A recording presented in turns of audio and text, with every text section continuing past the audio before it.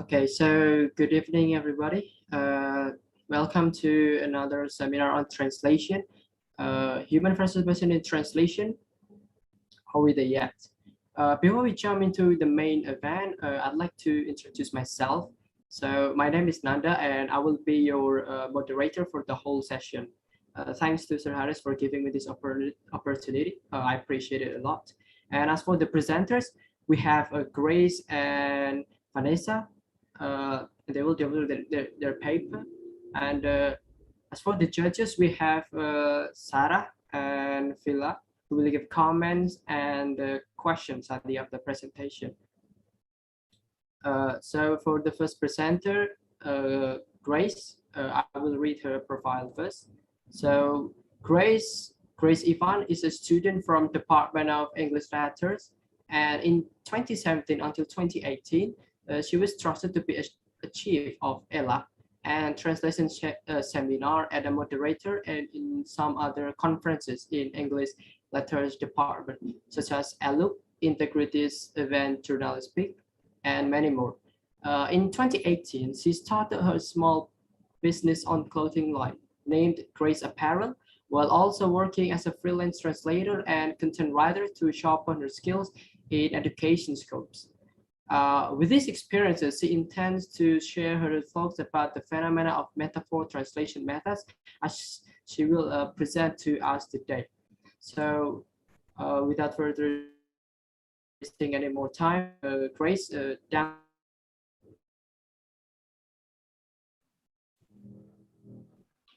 All right. Thank you, Nanda, for the introduction. And I will start my screen first.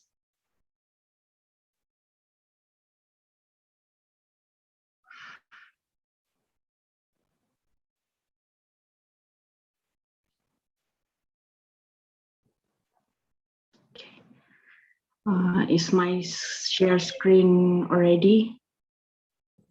Yes, here? It's clear. Yes. Okay. All right. So good evening, everyone. I know it is a gloomy evening, and I hope you all stay healthy in this condition. And now, as you all heard my profile, now let me, without further ado, start my presentation about analyzing metaphor translation methods in the book of Proverbs. And here's the table of contents that I will talk about today. The first one is introduction, including the object of the study and theories. Second one is methodology. The third is result and discussions. And last, conclusion. Now let me start with the introduction. Okay, the challenge of interpreting metaphor has been recognized by translators for many years. And among other things, the translators must decide the diction and other important elements when translating. To achieve accuracy, not only the diction and other important features, but also the intrinsic meaning must be delivered accurately. Although it is far from over whether it is important to keep literal features in a way that does not depart from the metaphor of the source or not creating new elements, it is worth remembering that the translation activity does not produce an exact original metaphor, but to deliver the meaning as accurate as it can be. The researcher tries to analyze the metaphor translation methods occurring in the book of Proverbs and the Indonesian version, Kitab Amsal, by analyzing the metaphor translation methods in English and the translation in Bahasa Indonesia version. This research will be using Peter Newmark's metaphor translation methods. Now we move on to the object of the study.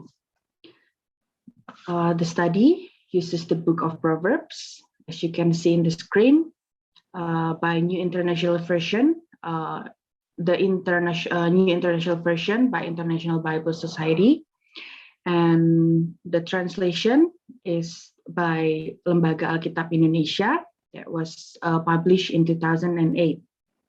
And as you can see in the screen, the explanation about the book of Proverbs, and I will add the explanation. There are 31 chapters in the book of Proverbs, and the book's main goal is to impart wisdom, not only to the young and inexperienced, but also to the wise, by acknowledging and appreciating God as all good and all powerful. The book of Proverbs delivers profound insights and remarkable wisdom on how to live a happy and tranquil life. If some of you may read, especially if you're Christian or Catholic, you may read about the book of Proverbs. We can see that 31 chapters, it is complete, maybe I can say as a guide how to live and things that we should do in life. And that is the object of this study. And now we move on to the theories. The first theory is about metaphor. According to Knowles and Moon, metaphor is a non-literal language that employs comparison. We have to highlight here that metaphor is a non-literal language that employs comparison. So there is a comparison there. And it cannot be read literally since the meaning would be nonsensical. It's frequently used to compare two objects that are comparable in terms of quality, image, or physical properties. So we can highlight here that the metaphor should compare objects that have the same quality, image, or physical properties. However, metaphor is a comparison of two different objects that are related in some way. According to Larson, metaphors are also figurative expressions that can be found in a variety of languages. And here is the metaphor definition from Newmark. There are three terminologies that describe metaphors and their numerous concepts. These three concepts will aid in the analysis of metaphor in order to determine the analogy's impact. The first is metaphor's object, the thing described or characterized by the metaphor. Second one is image, the thing that is used to describe the object or the image that the metaphor conjures up. And the third one is sense, the point of resemblance between object and picture. Next, we have the theories about metaphor translation methods. As you can see in the screen, a metaphor can be challenging to translate, as previously has said before. But Newmark in 1988 presents ways or methods for translating metaphor into the target language to attain equal meaning in the target language that can be utilized as a technical reference. And we have to highlight here that Newmark's theory emphasized the need for particular analysis of metaphor in order to attain its approximate meaning in the target language. Now, here's the 7 metaphor translation methods by Peter Newmark. The first one is reproducing the same image in the target language.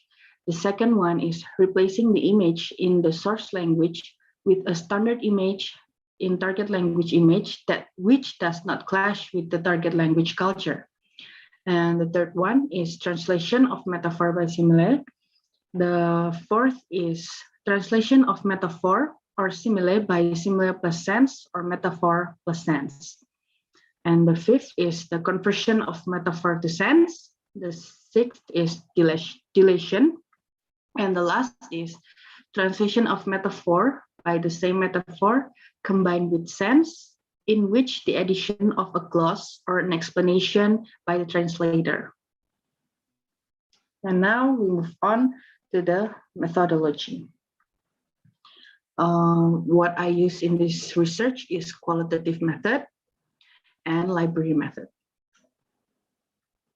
And now we move on to the result and discussions. As you can see in the screen, the data found was 10 out of 31 chapters in the book of Proverbs. I'm using the haphazard sampling for this research, or this shortlisted randomly. And the metaphor translation methods by Newmark that was identified in the result is the first one, method number 1, which is reproducing the same image in the target language. The method number 2, replacing the image in the source language with a standard target language image which does not clash with the target language culture. And method number 5, conversion of metaphor to sense. And method number 7, translation of metaphor by the same metaphor combines with sense in which the addition of a clause or an explanation by the translator. Now we move on to the discussions. As you can see in the screen, the method number 1 was identified in data number 1 from the book of Proverbs, chapter 1, verse 20. The phrase wisdom calls aloud in the street was translated into the target text in Bahasa Indonesia, hikmat berseru nyaring di jalan-jalan. We can see here that the both source text and the target text has the same meaning and image, both in the has the same meaning and image.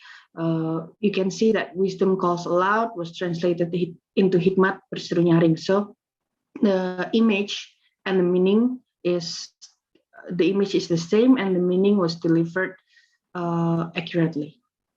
So it is the method number 1, reproducing the same image in the target language.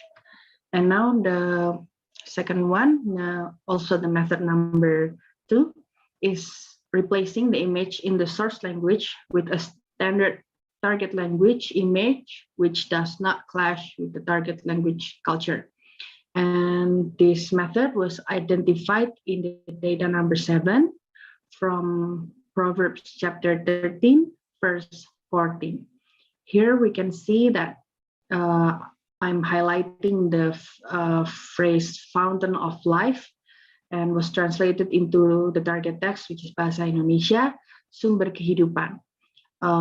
In this translation, if we literally translate the source text fountain of life and the metaphor fountain of life, it should be translated into air mancur kehidupan. But here the translator replaced the image in the source language with a standard target language image, which does not clash with the target language culture. The fountain, the word fountain was translated into sumber in Bahasa Indonesia. It has the same image and meaning, but does not clash with the target language culture, because in Indonesia we also have the meaning of like sumber, something like that. And now the the method number 5, conversion of metaphor to sense, was identified in data number 4 in Proverbs chapter 7, verse 22. Here we can see from this verse, I highlighted the phrase like a deer stepping into a noose, and was translated into Bahasa Indonesia seperti orang bodoh yang terbelenggu untuk dihukum. If we analyze this, we can see that it is very different. Like if we translate it literally, it will not make sense, because some culture element that does not match and something like that. And this translation is a sense translation of the metaphor, because in the target text there is no exact culture element or image to be able to deliver the meaning of the metaphor. So the translator uses conversion of metaphor to sense and translate into Bahasa Indonesia seperti orang bodoh yang terbelenggu untuk dihukum. And now the method number 7.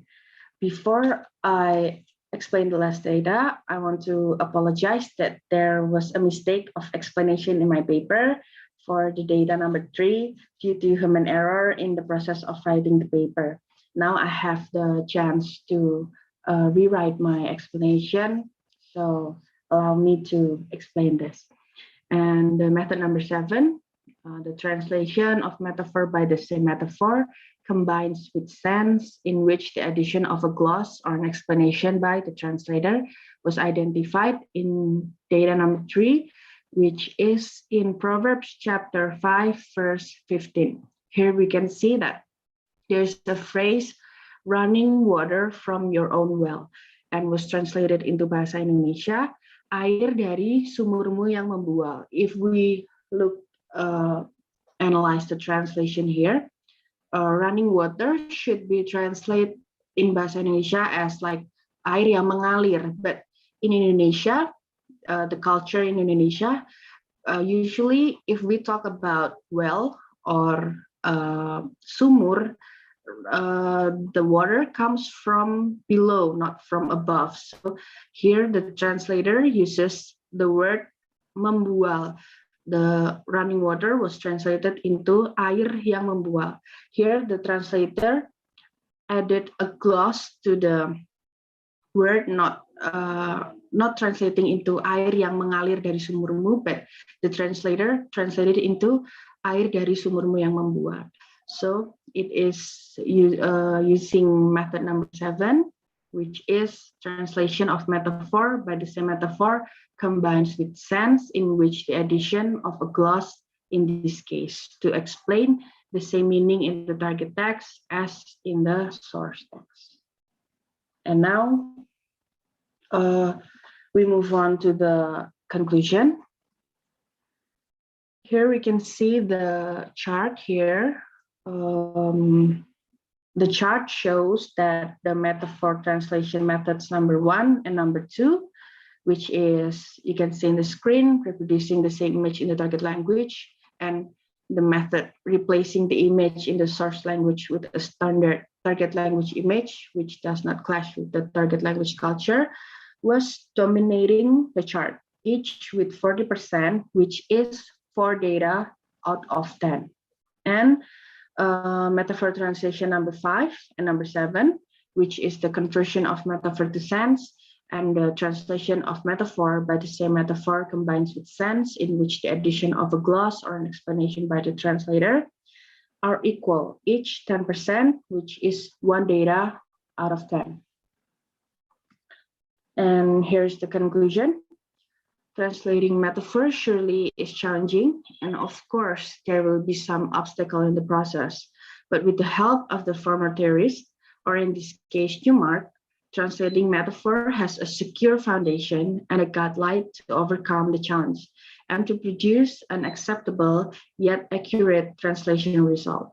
However, more research shall be conducted to capture the complexity of metaphor translation methods. And thank you. That is all from me. I apologize for any mistake. Thank you very much for your attention. And now I'm ready for some questions. Okay, thank you, Grace. That was a very great presentation. Thank you for enlightening us, because because this is a religion, also a religious topic as well.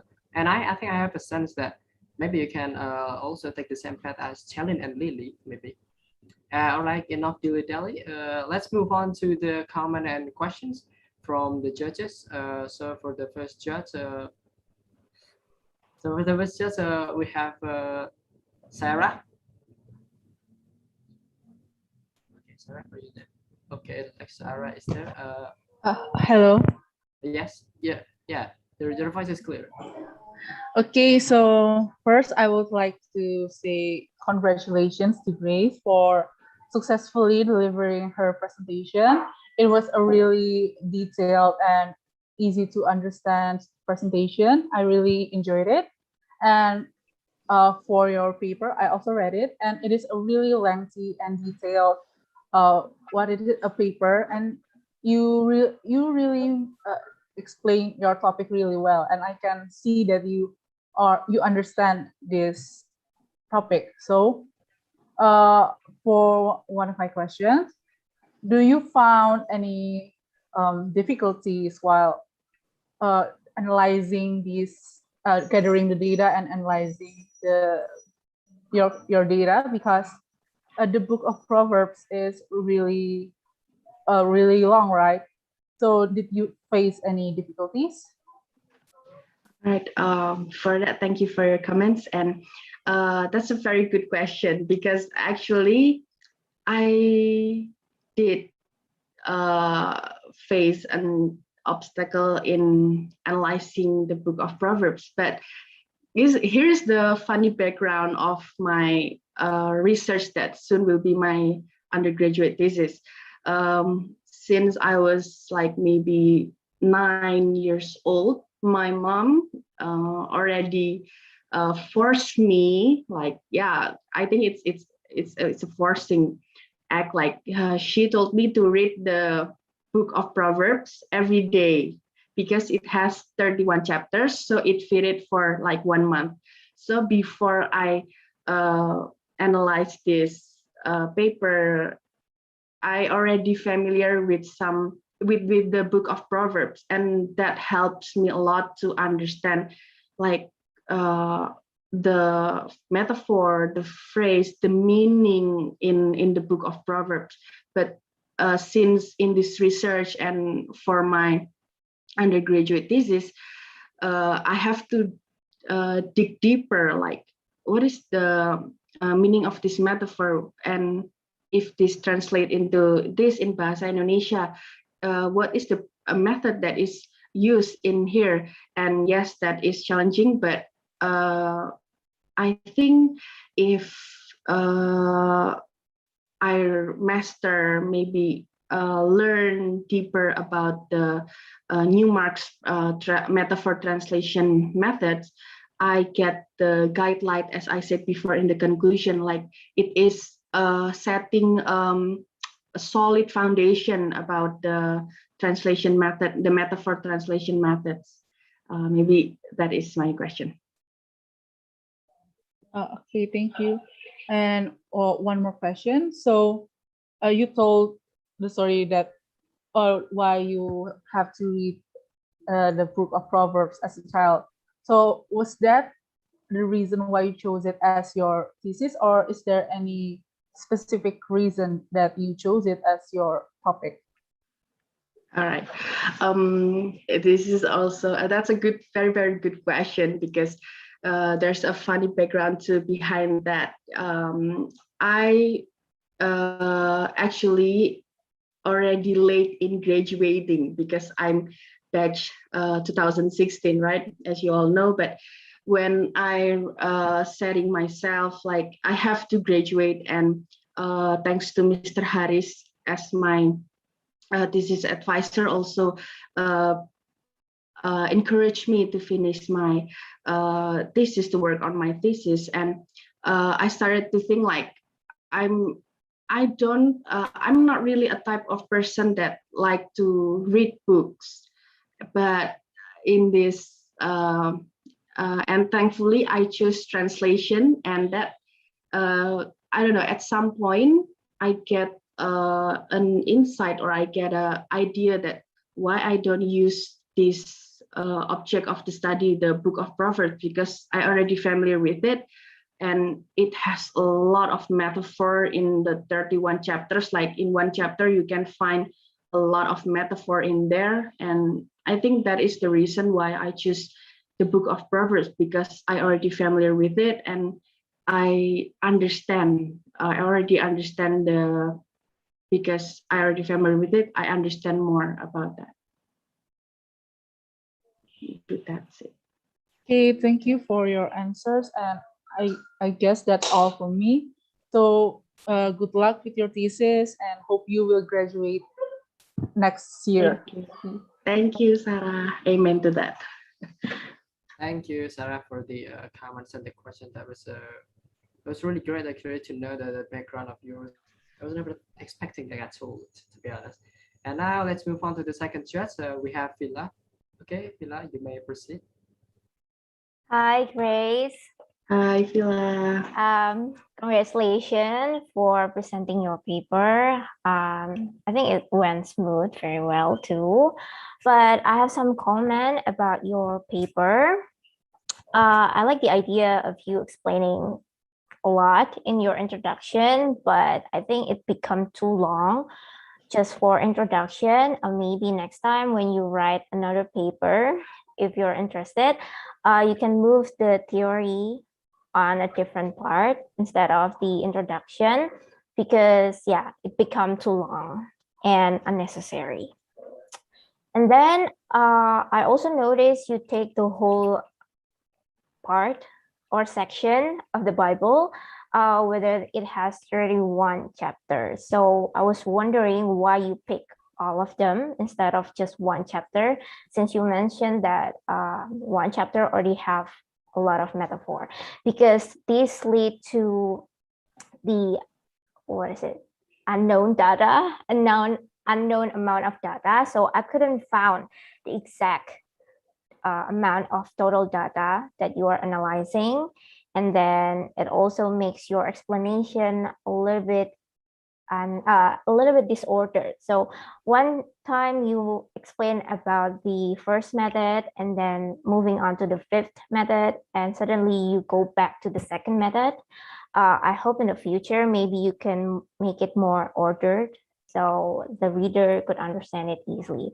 But after all, you made it very neat. I like that. Your table also very great. It doesn't make me confused at all, the table. And you also made it seem like the template. So great job. Now moving on for a more technical questions. You already mentioned for the Sarah questions that you pick this topic because you already read it for a long time since you are a child. So why exactly you choose this section? What makes the metaphor on the Proverbs catch your attention rather than other section of the Bible? All right.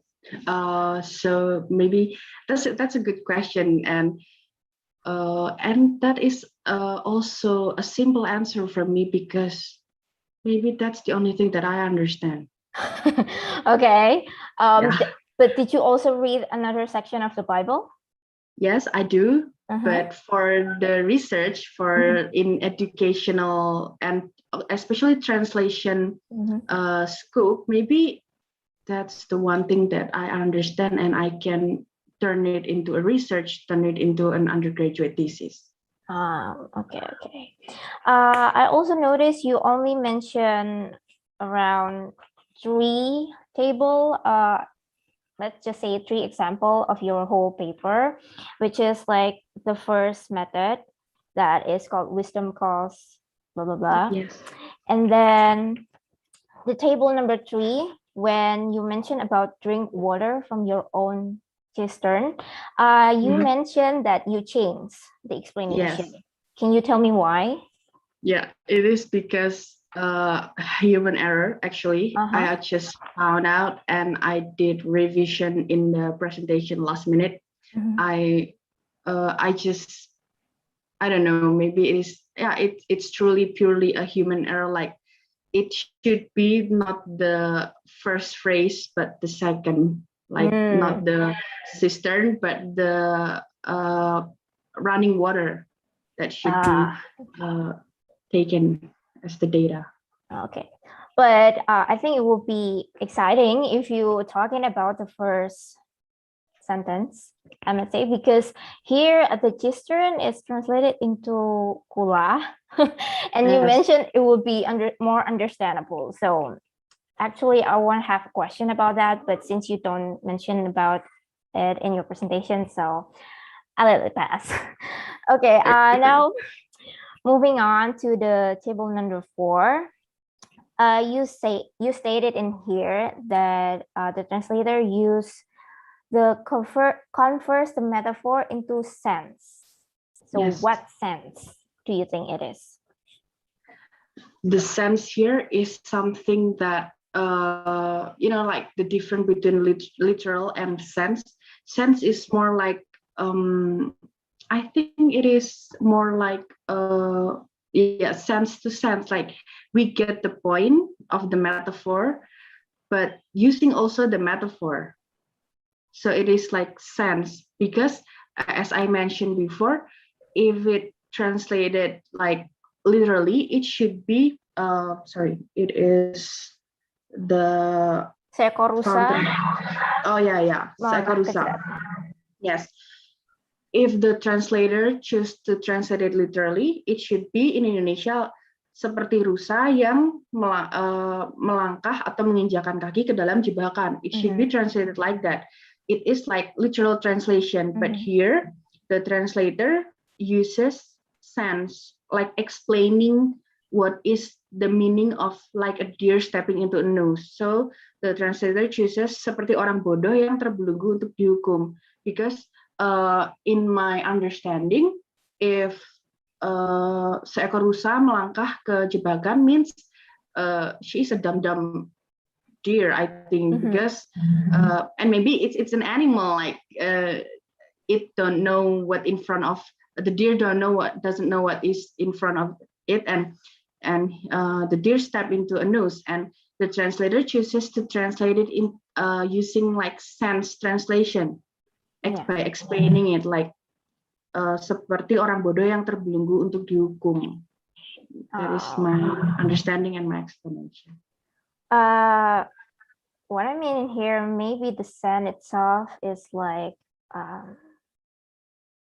senses, like human senses, like the eyes, our feelings, or our nose, something like that too. Is that what you mean by sense?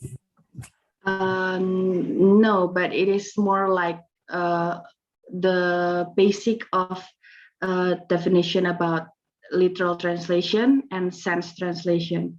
Sense translation is more like we, if we read something in English, then we understand the meaning and we translate it using our own Understanding.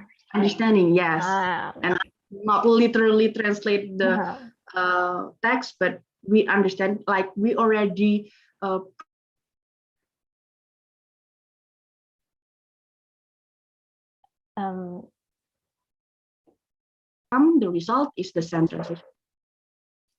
Okay, I think there's a connection problem. Could you repeat the last sentence? Yes. That you just said? I cannot hear you. Okay, it is more like the translation. The translator already digests the text, the meaning. The translator digests it, and then the outcome is a sense translation. Okay. So I think what you mean is the translator will make it more understandable by his point of view. Yes. All right. Now I think this is like my second last questions. I have 2 questions left. The first one is from your concluding remarks. You mentioned in here that metaphor translation, which is reproducing the same image in the target language, and the metaphor translator that replacing the image from the source language, dominating the whole process. Do you think, or in your view, why reproducing the same image is more usable rather than other method when translating these proverbs? Yes, in my understanding, I think the method reproducing the same image was mostly used because it is able to deliver the meaning more accurate than if we, like example, we translate using the conversion to sense. Maybe there will be salah mentafsirkan, or maybe not that accurate, but using the same image, reproducing the same image, it will be more accurate. And maybe I think in my understanding, English culture and Indonesian culture, based on this research and the findings and the results, there are a lot of similarity in English culture and Indonesian culture. So it can be, and the result is the method number 1 and the method number 2, reproducing the same image, was mostly used in the book of Proverbs. Okay, you said that maybe the English and the Indonesian culture have like similarities. Is it because we have the same the same religion? Because I believe when you have different religion, our culture are also different. So when non-Christian read the Bible, maybe some of them cannot understand what is it, but when you grow up as a Christian or when you grow up as a Catholic like mine, we can understand it more easily. Yes, we might don't understand some of them, but since we know it since a child like you, we could understand it more easily. Is it because of the religion itself? Because we have the same, like it will become different if the one who read it is Muslim or Hindu or Buddha and any other religion. They will not understand it very clearly like us. So is it because the religion too, in your opinion? In my opinion, yes. It is possible that it is because the religion, because the book of Proverbs itself is in the Holy Bible of for Christian and Catholic in Indonesia, Nasrani. So yes, I think possibly. Okay. The last questions.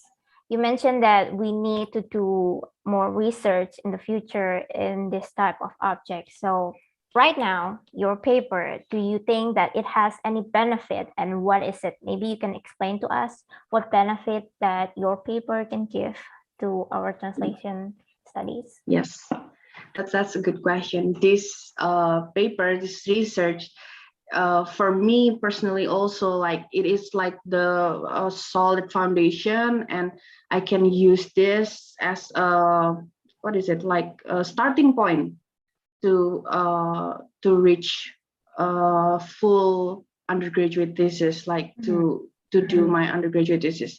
And from this research and by this presentation and this question and answer, it gives me a lot of feedback, useful feedback, a really good feedback that this I have to fix this, I have to make it better, I have to evaluate this in this section, in this scope. And yes, it is really, it gives a lot of advantage for me.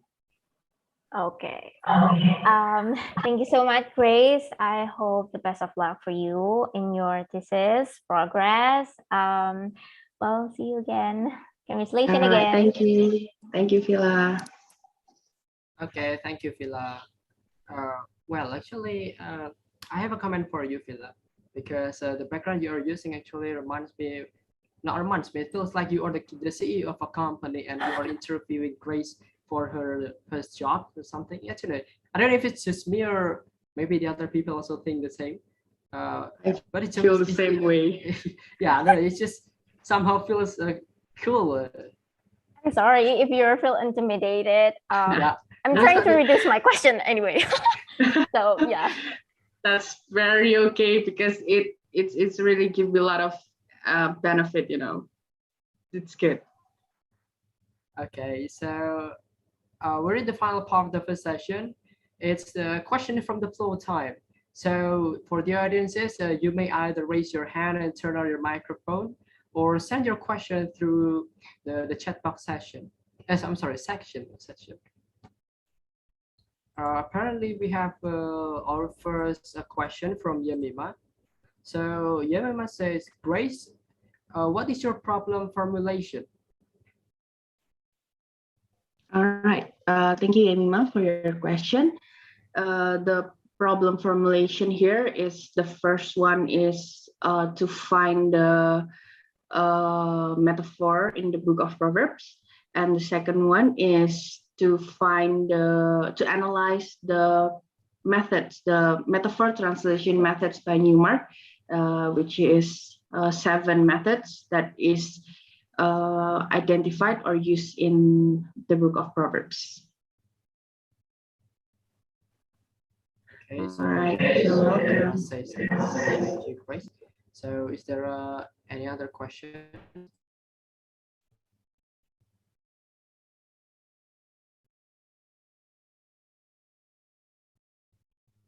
Oh, by the way, I think if you don't mind, I have a question. Uh, uh, my question actually is not really difficult. It's just I ponder something when you were explaining that. So when you were translating that the book of Proverbs and you're using that metaphor translation methods, I wonder if the translation, I'm sorry, did you translate that from English to Indonesian or English into Indonesian to English?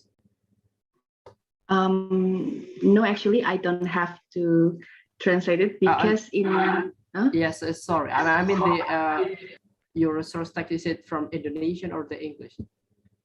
The source text is from the Indonesian. Okay, so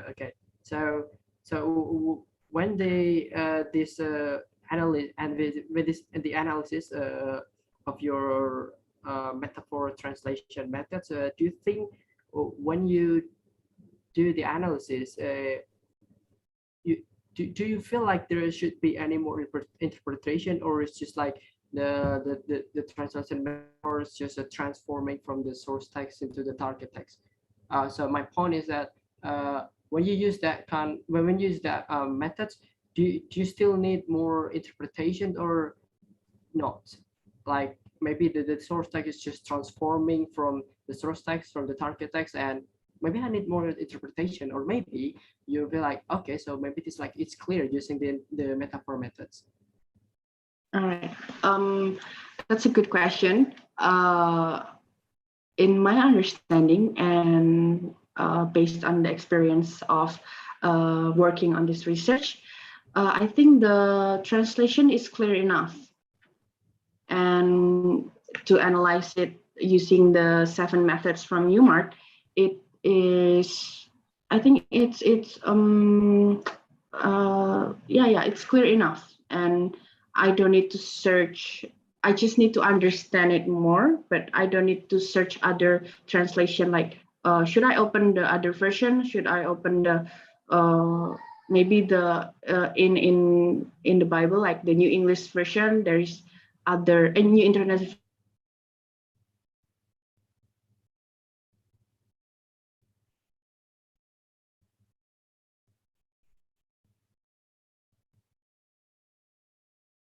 Need to.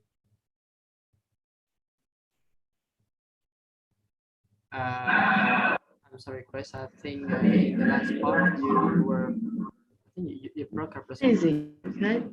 All right. Is it clear enough now? Yes, now it's clear. Maybe it's just like you make an just reply it in the last part, because I think it's just unclear. So based on my experience, I don't have to search other version of the translation, and it's clear enough.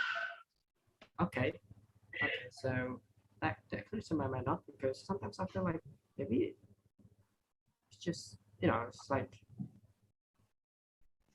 it needs more interpretation or not, or maybe it's just you just leave it as it is. Yeah. So by the way, thank you for your answer. And we have another question from Meli. So Meli says, "Hi Grace, do you have a plan to conduct kind of questionnaire or interviews to know the level of the reader's understanding of the message being conveyed through the metaphors?" All right. So I think in this research, I don't really need the questionnaires or interviews, because my point of the research is not the acceptability of the translation or readability of the translation. I focus on the metaphor methods, and for my future thesis, I will add translation shift focus for to develop this research. That's it. Okay, so about that, does that satisfy the answer? Okay, I see. Okay, thank you and good. Thank you. Okay, so and we have another question from Nadia Amira. Yes. She says, "Hi Grace, nice presentation. By the way, I want to ask a question. what do you think that the translation results are reproducing similar image to the source text? Is it because of Holy Script, so you have to be careful in translating it? All right, I will answer it. Thank you before for your question. I think it is not because it is Holy Script, so it is have to be carefully translating, but because in my understanding or for me, every literature book or every book that was translated should be translated carefully, because here we talk about language. Language is a way of communication to, like, maybe it is the essence of human to socialize. So every book that is being translated should be translated carefully. And why here the results mostly reproducing similar image to the source text, as I mentioned before when answering Vila question, maybe it's because the culture, I don't know, maybe I can say it like the Christian culture in English and Indonesian is maybe similar. We can understand the same meaning, the same thing. Maybe that is my opinion. Okay, so Nadia, is that clear? Maybe you need more elaboration from that.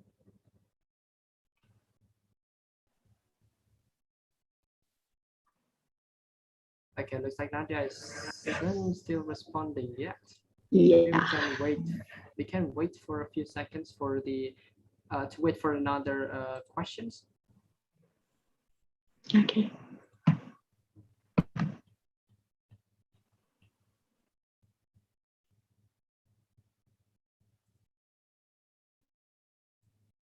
Just a quick reminder,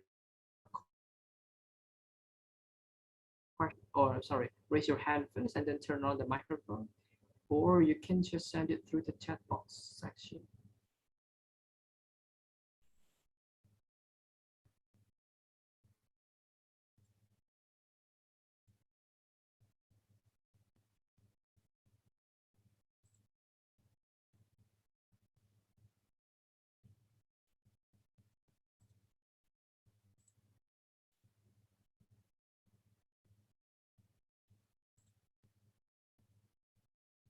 Okay, so there you go. Nadia replies that, because it's based on Christian stories, so they both can relate to it, right? Yes, I can say possible. It's because it's based on Christian story, Christian background, something like that. Okay, Nadia, so is it clear, or do you still need more elaboration from that? Okay, Nadia says thank you.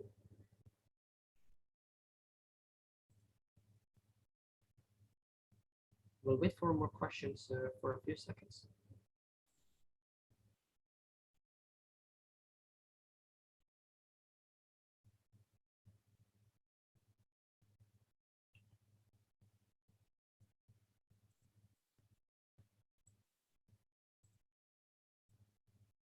Okay, apparently there's no more questions, so thank you, Grace, for the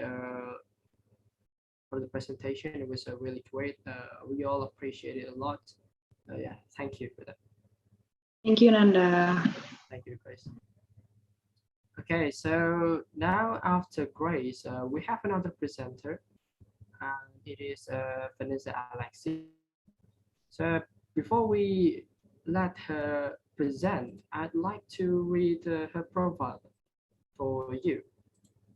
So Vanessa Alexis is a 22-year-old, originally from Jakarta and registered as a student of English literature at Sanata Dharma.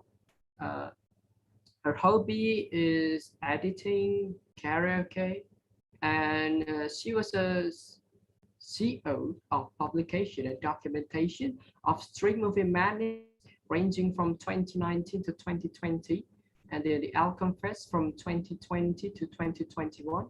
And her previous occupation was a social media specialist and content creator, such as copywriting, translating articles, making videos, ranging from 2015 to 2019. She was also an assistant HRD at Happy Trails and Tourist Travel Agent Bali 2017, and she is currently working as a digital marketing staff at PT Duta Wibawa Manpower Agency. So now for the second presenter, Vanessa, are you there? Okay, hold on. Okay, so down to you.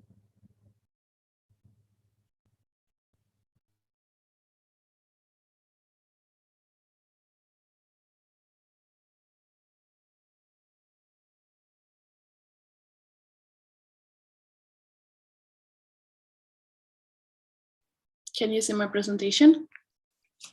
Yes, we can. It's really clear. Okay. Good evening, dear participants and Mr. Harris. Today, I will present my presentation entitled Translating Metaphors in Kay Chopin's The Story of an Hour into Maggie Tiojakin 1 jam saja. Okay. Here is the table of content. There will be introduction, object of the study, theories, methodology, finding and discussion, and then conclusion. Introduction. Translating is an instrument of education. Written and spoken translation have become the most crucial role in interhuman communication, not least in giving access to important texts such as scholarship and scriptures. And then object of the study is a short story from Kay Chopin's entitled The Story of an Hour, released by Vogue in 1894. It tells us the story of a woman who just lost her husband due to a train accident. The story will describe her mixed feelings throughout the day, accompanied by her sister. Research problem. The research problem is what translation metaphors are used in The Story of an Hour by Kay Chopin into 1 jam saja. And then the objectives of the study. The research is aimed to find out the translation metaphors or the types are used in translating The Story of an Hour into 1 jam saja. I will use the theory by Newmark Peter. And here are the types of metaphors. The first one is dead metaphor. Dead metaphors describe metaphors without figurative meaning, such as time and space, geographical objects, and human activities. It basically has no figurative meaning, so it doesn't really important. And then cliche metaphor.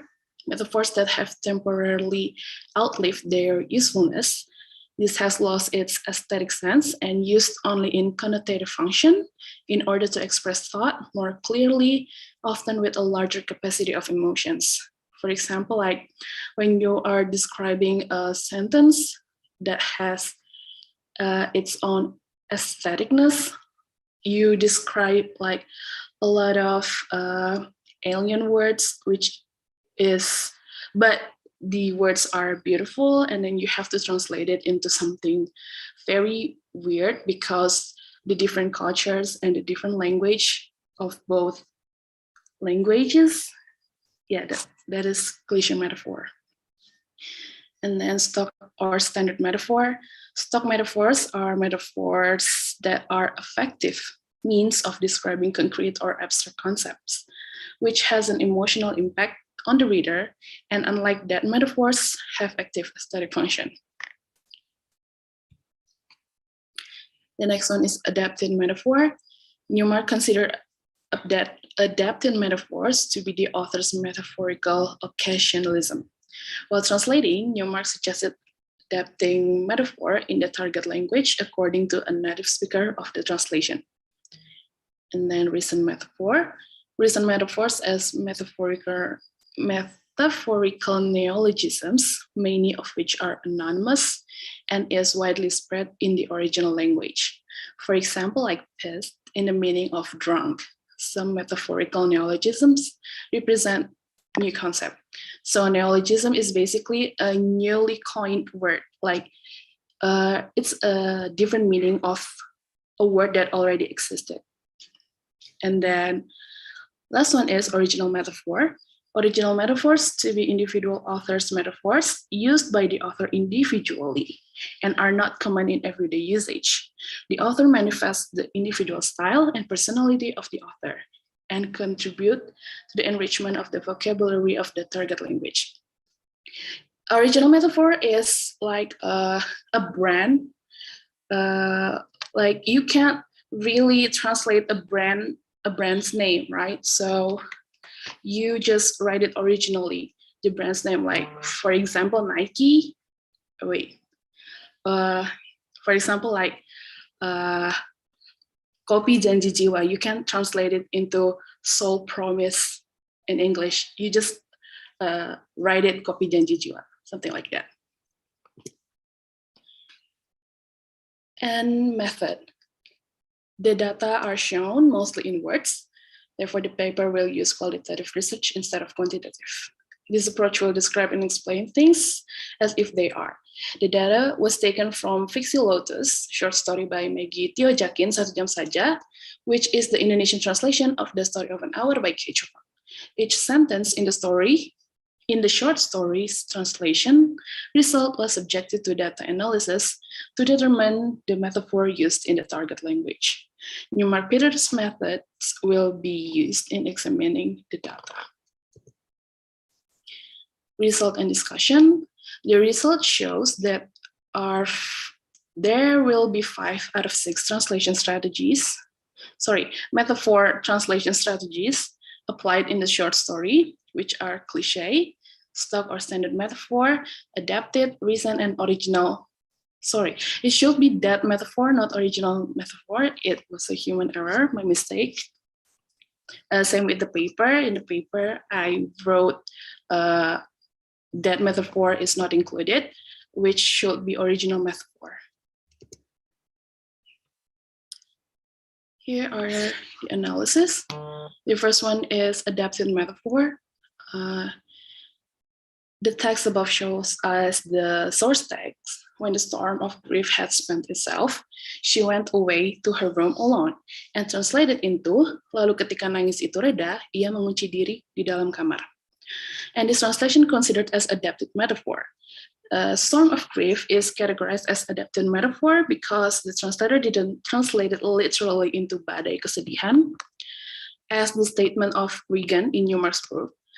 If it were translated literally, it might be incomprehensible. Therefore, the translator used tangis instead to clear the message to the reader. Same with spent itself, not literally translated into bersama dirinya sendiri, but reda.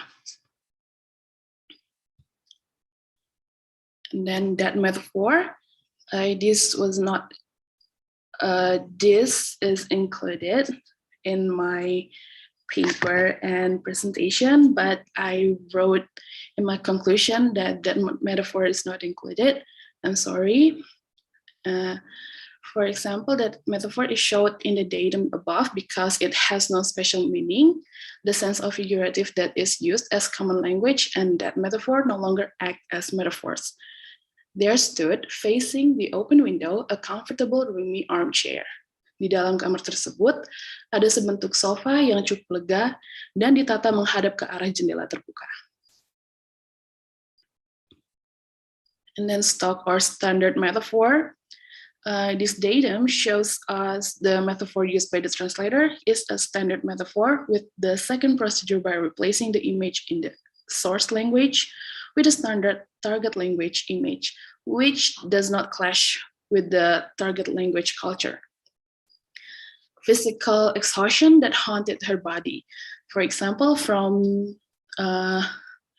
the sentence into this, she sang, pressed down by a physical exhaustion that haunted her body and seemed to reach into her soul. And then it is translated into Mrs. Mallard menghempaskan tubuhnya ke atas kursi tersebut dan seakan tenggelam di antara bantalan sofa yang empuk. Lelah yang mendara tubuhnya kini ikut menggerogoti jiwanya. So the physical exhaustion that haunted her body is translated into lelah yang mendara tubuhnya. In this case, the translator used dynamic equivalence to get the closest and natural meaning. And then recent metaphor. This datum shows us clouds that had met, translated into gumpalan awan yang saling mendesak, is considered a recent metaphor because the translator chose the word mendesak as the replacement of had met, which can be translated literally as bertemu. Mendesak form a new meaning or utterance.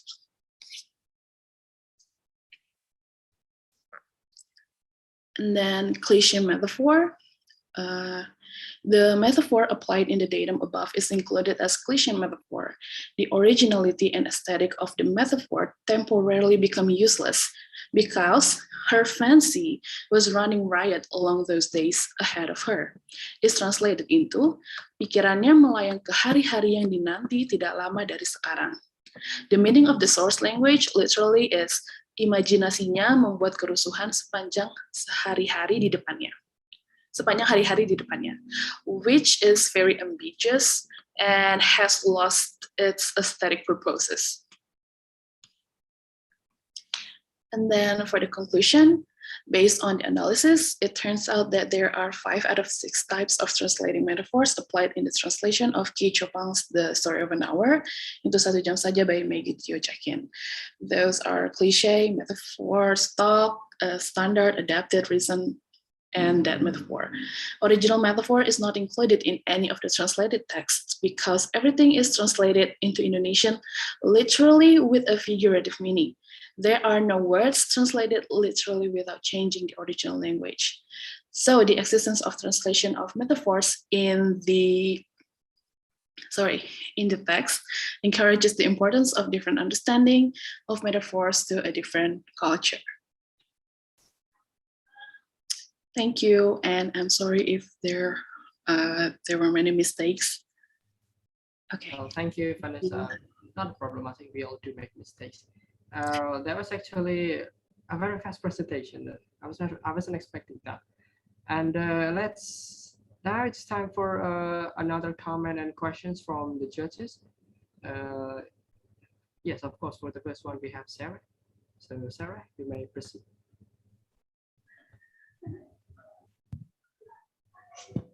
Okay. Hello, Vanessa. Hello. First, I would like to congratulate you for successfully delivering your presentation. Thank you. You delivered it very calmly. I can sense that you weren't that nervous, but maybe you are, but you didn't show it. And your presentation was very simple, and I like the template that you chose. However, for your paper, I have some feedbacks. There are a lot of grammatical issues that could be improved. I noted some, but I couldn't read them all. So some of them are very minor mistakes, such as metaphors is, which should be metaphors are. And there are also something like this: in order to conduct the research, you mark Peter, and so on. But you didn't mention it that you are the one who chose to use his theories, but instead you just said that he proposes a topic, and I think you can improve that. And I also noticed that you refer to him as Newmark Peter a lot, and Newmark is his surname and Peter is his last name, so I think you got it mixed up. And I also think that you don't really need to include his full name, and you can just refer him as Newmark, because That's what we usually do in papers. And also for the tables, I noticed that there are several, but you didn't add like the title above it, like table 1 something and table 2. I think you can add them to make it easier for us to mention the tables to you. And then there is also the heading, like the number, source text, number, and target text. I think you can make it a different color so we can see the contrast between the heading and the content. So I think that's all for the feedback. And for my questions, there is the second table. What's it? That one, the that metaphor. Do you think, in your personal opinion, could it be translated into with a metaphor in the target text, or is it already good as it is? And yes, I think that's my first question. So the dead metaphor I considered it dead metaphor because it consists of like, it consists like objects and human activities, such as there stood facing the open window, a comfortable roomy armchair. It's an object, right? And then there stood is explaining Mrs. Mallard herself, which is a human, and then a human activities. Yeah, as what Newmark said, that metaphor is words that has no figurative meaning, and then the example is like that. I think what I meant was, do you think there is an option to translate that source text, there stood facing the open window, that is a metaphor, right? And yes, but the target text didn't translate it with a metaphor. But do you think there is an option to translate it with a metaphor? Yes. Okay. Yes, I think it could be translated into another types of metaphor. But since Maggie Theojakins didn't translate it into the other types of metaphors, that's why I chose that metaphor. Okay, I see. So my other question is, why did you choose this story, specifically the story of an hour? Because I saw that Kate Chopin is known, her most known work was another story. But why did you specifically choose this one and not the other? So I found this story on the internet like 2 years ago, I think. And then the story is very simple, but it has lots of metaphors and any other figurative language. And then the story is quite funny because it's about a married woman who is confused with her feelings because she just found out that her husband got into a train accident and she thought that her husband is dead. She was sad, but she was also happy.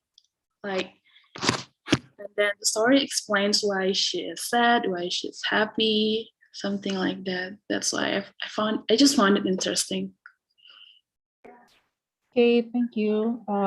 I think that's all from me, and good luck with your thesis, Vanessa. Thank you, Sarah. Okay, thank you, Sarah. Oh, and Sarah, I think I noticed something from your background. I think your background changes, and I wonder if it's the background or you, because I hope you're not that kind of person who says saya aslinya dua orang, because I would be really petrified. And then now for the second judge, we have Villa. the CEO of the company. Okay, you may proceed. Thank you, Nanda. Are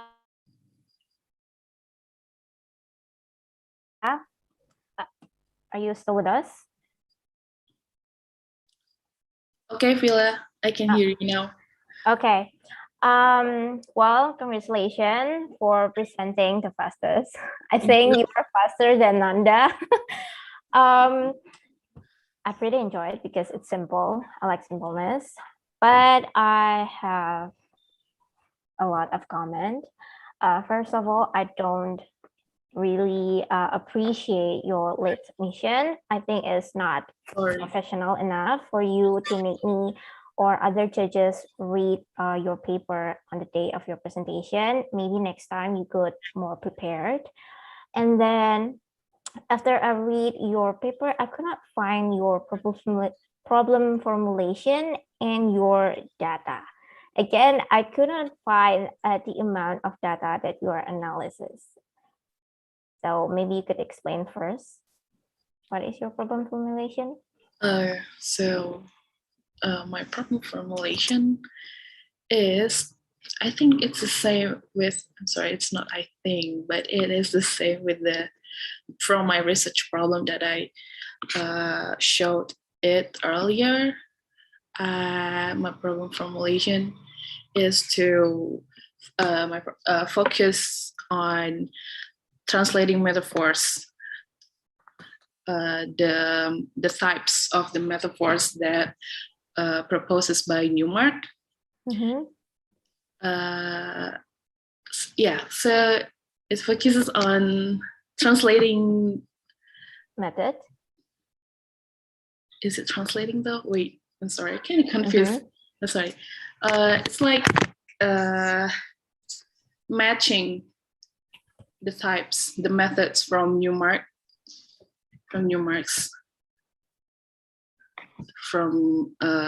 Kate Chopin's and Maggie Theo Jenkins' wine.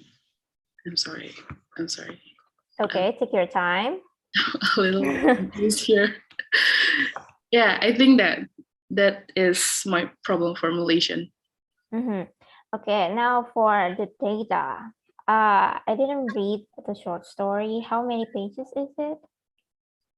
Or is it a novel? Only like the story itself is only like 507 pages, but the data is a lot. There are a lot of data. It's probably like 60 under 70. Wow. Okay, that's a lot. Maybe next time you could write it down exactly the amount of it. And then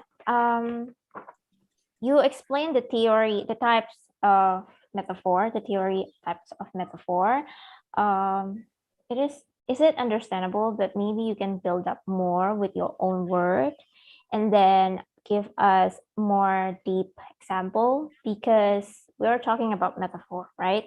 If you only give example like space, field for that metaphor, and raining cats and dog for standard metaphor, it doesn't explain anything. So maybe if a person is,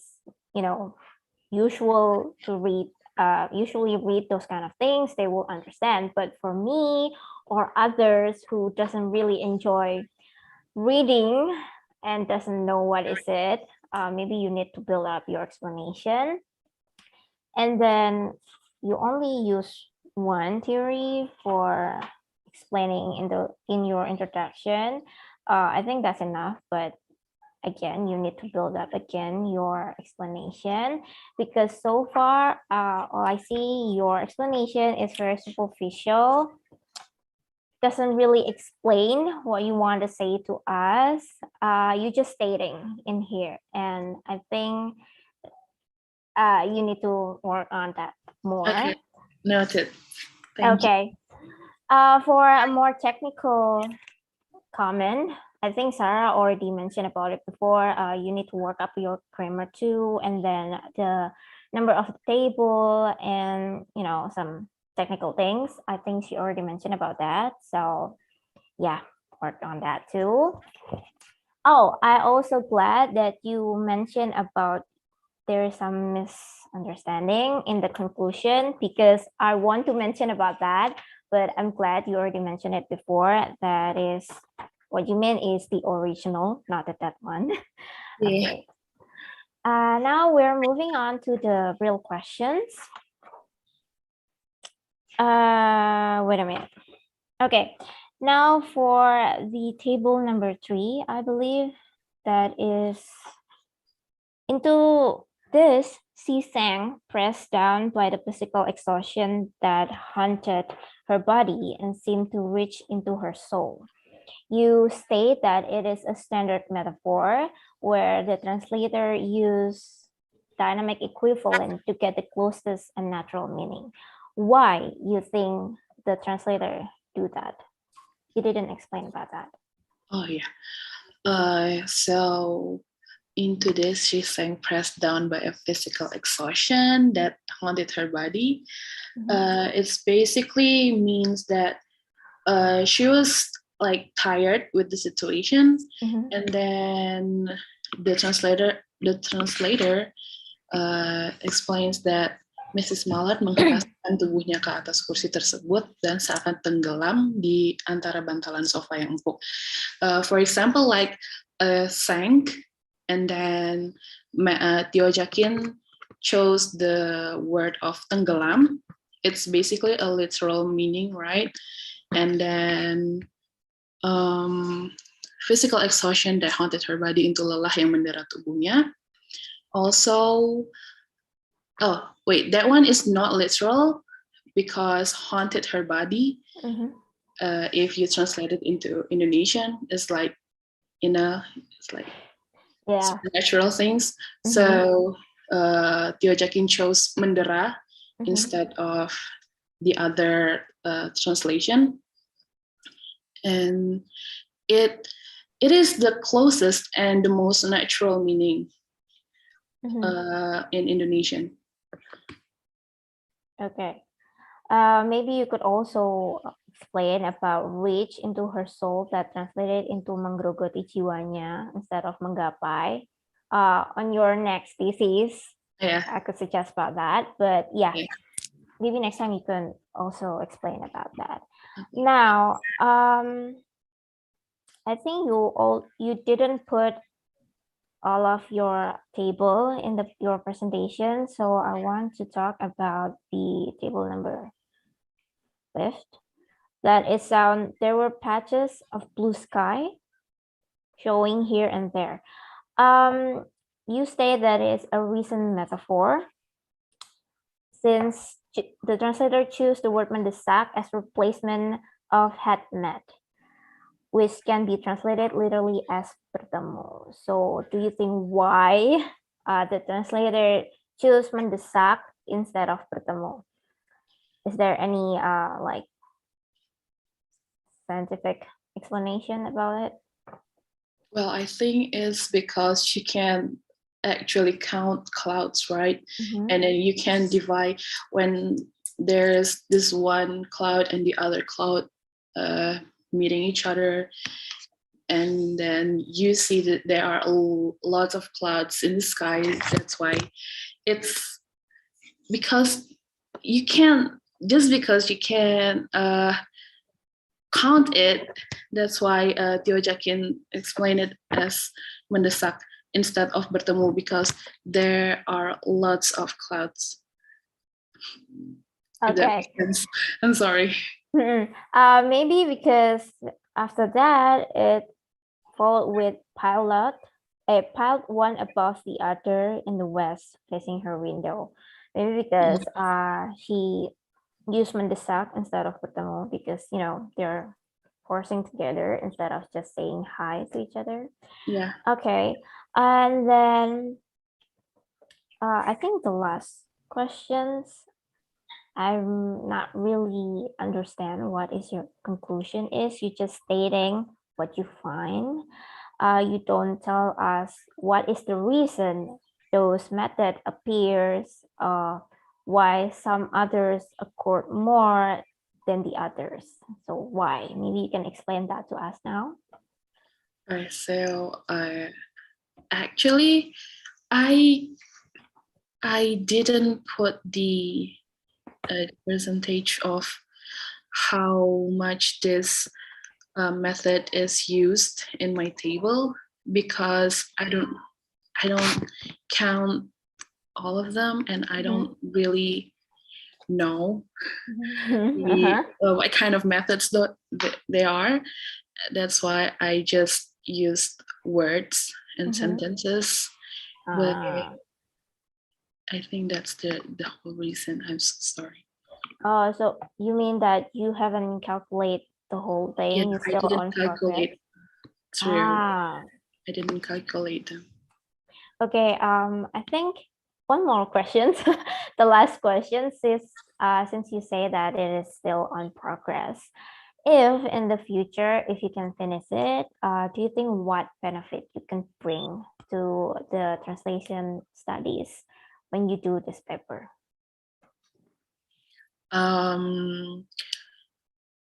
I think metaphors are beautiful Mm-hmm. because it explains words and sentences that people don't understand, but then you have to translate it into your own language.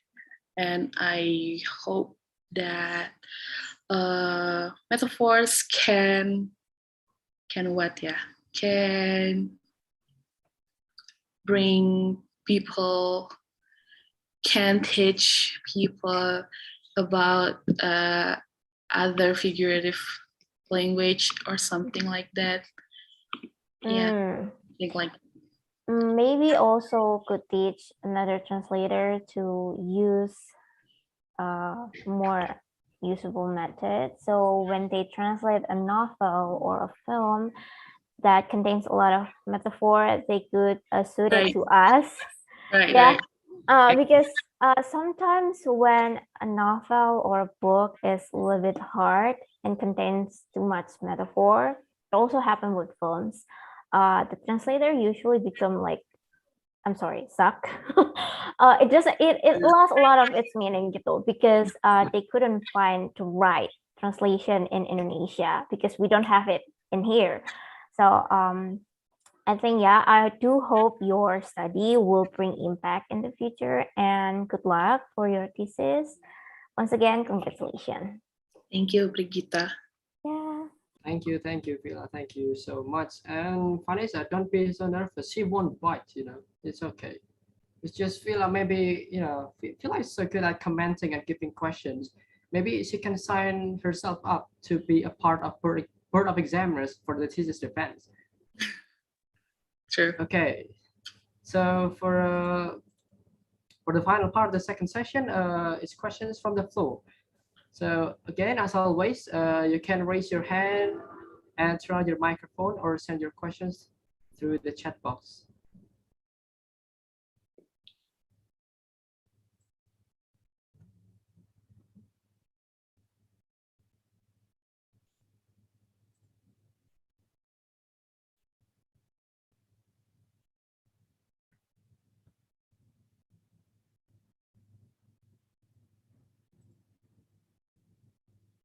Okay, I think we'll wait for the questions for a minute or two.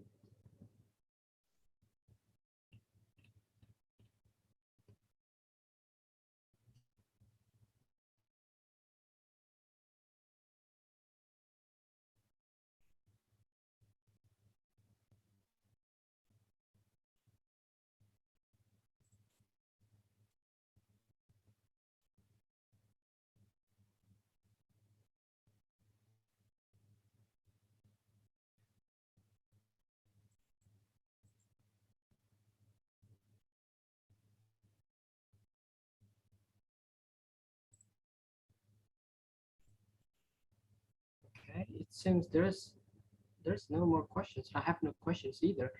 So okay, thank you, Vanessa, for presenting your paper, and yeah, best of luck for your thesis in the future.